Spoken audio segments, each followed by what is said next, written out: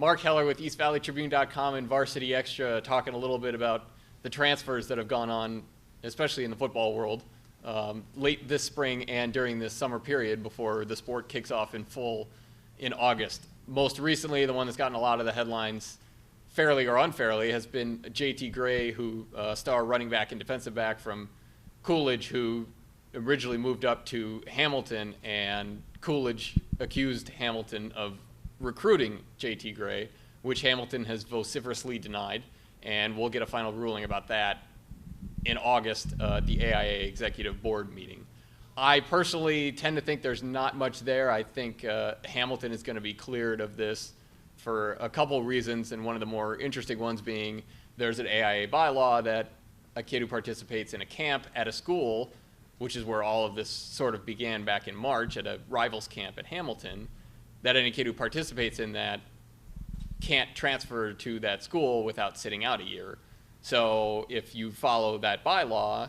then what would be the point of trying to recruit a kid allegedly to a school if he can't play there for his senior season?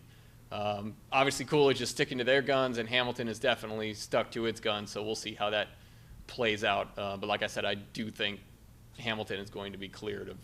any wrongdoing. All of this, and this is the most recent one, but there's obviously been some other cases, including Dominic Fenstermacher, who went from Marcos Deniza to Mountain Point,